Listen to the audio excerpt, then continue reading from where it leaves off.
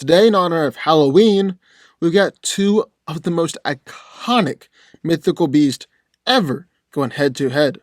Vampires versus werewolves. Who comes out on top? Let's find out.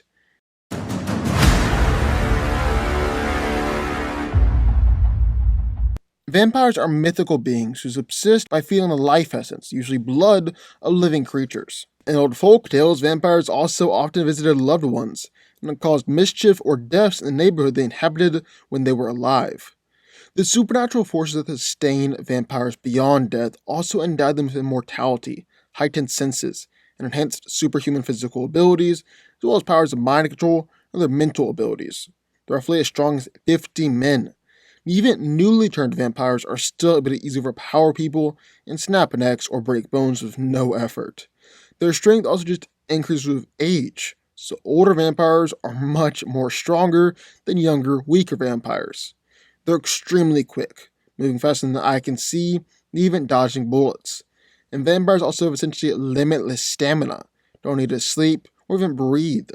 They also are superhumanly durable, as most forms of injury, even gunfire, have no effect on the creatures whatsoever. And all they really start to do is just slow them down. They can see in complete darkness, have hearing comparable to bats, and smell comparable to a wolf, even have an incredible sense of touch, being able to detect the vibrations of footsteps or sense a heartbeat through thick walls. The vampire also has the ability of hypnosis.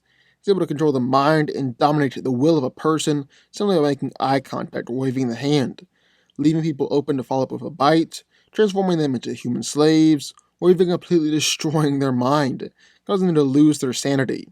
Vampires also have the power to shapeshift, transforming into rats, bats, mist or smoke, wolves, even a whole swarm of bats, or a giant bat-like demon. However, in spite of their superhuman powers and abilities, vampires do have some pretty clear and exploitable weaknesses. Vampires burn in sunlight, can be killed with an iron stake through the heart, they can be taken out with either decapitation or dismemberment, and also vulnerable to magic, garlic, or holy objects. So, let's look at one corner, the vampires. But, entering the ring, the other corner, coming out at the full moon, are the werewolves. A werewolf is a human being that's able to alter its form into a wolf-like animal, typically when there's a full moon, getting unnatural strength and enhanced senses through this transformation. Over the centuries, these creatures have been described in lots of different ways. The most common description is a humanoid creature with wolf-like features. Hair all over the body, pointed ears, piercing eyes, a canine muzzle, and claws on both hands and feet. Werewolves are also described as being capable of moving about either on two legs or on all fours with ease. They're superhumanly strong. The wolf-like form under a full moon, they will lift over 150 tons and can leap up to roughly 18 feet in the air. They're also insanely fast, are essentially invisible to the naked eye, and actually able to move at over 38,000 miles per hour when going at top speed. Werewolves are also remarkably durable, as they cannot be harmed by conventional weapons, and ordinary firearms or blades tend to do little more than just annoy the monster. Really, the only clear way to kill the werewolf is with a silver bullet or blade. They've also got extremely sharp senses, being able to hear or smell almost anything, can even see part of the infrared spectrum, actually detect the heat signatures of objects or people in total darkness.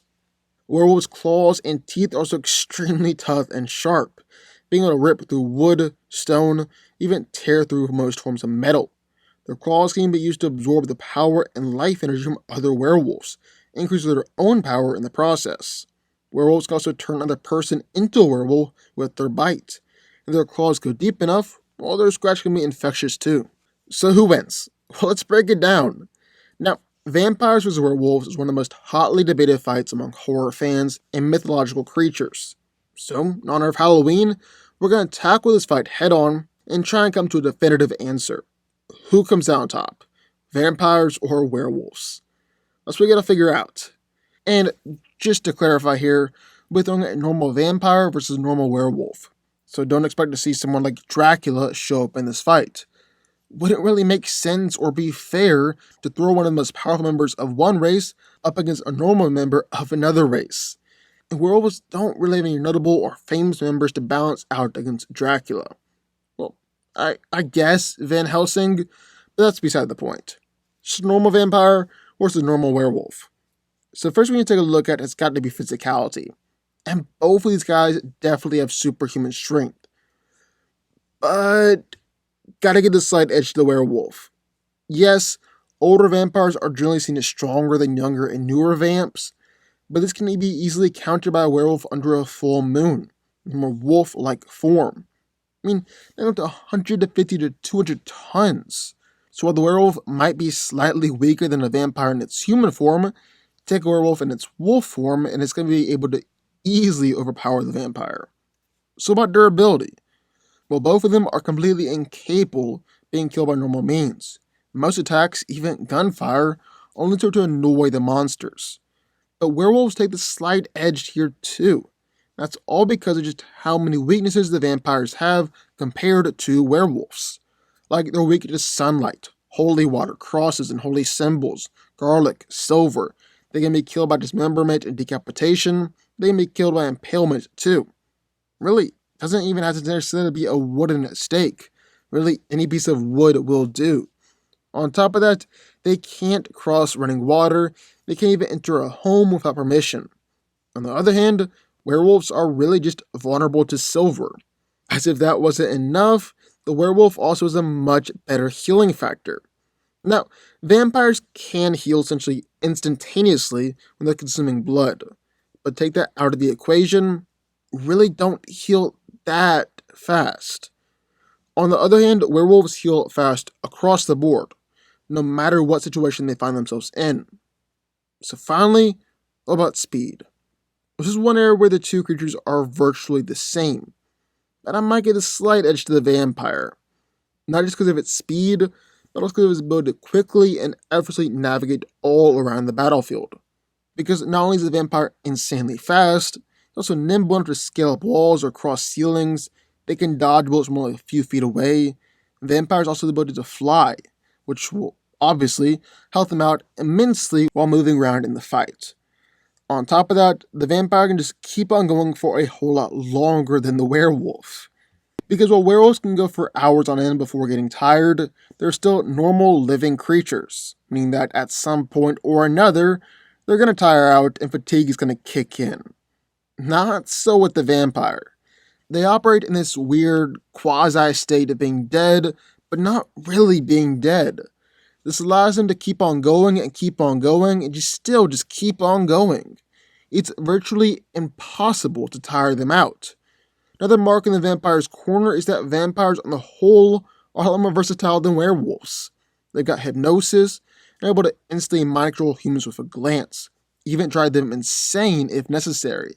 But werewolves are immune to the lenses on their eyes, so that's no good, that's a no-go. But vampires also able to shapeshift. That should definitely come in handy here. Starters, they will transform into mist, smoke, or cloud. This could be their whole body, or even occasionally just part of their body. It's going to be impossible for a werewolf to attack a cloud of smoke. It's not going to be impossible for a werewolf to attack the vampire, just flew up into the air and out of reach. That's not all. Vampires can also transform into rats, bats, wolves, and some older vampires are even able to transform into a giant bat-like demon if it wants to. However, don't see this really giving the vampire the victory here. Because whether the vampire is in its human form, wolf form, or even a giant demon bat, the werewolf is still going to be stronger and it's going to be more durable. Can't really get around that. And it's not like the werewolf doesn't have some assets of its own, namely its teeth and claws.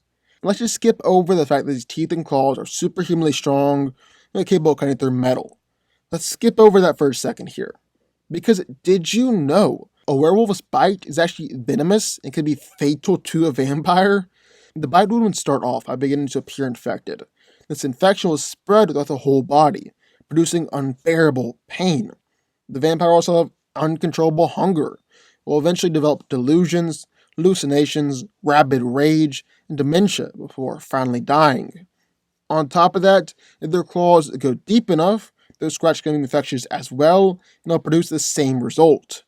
Really, the vampire's one true asset here is going to be its intelligence.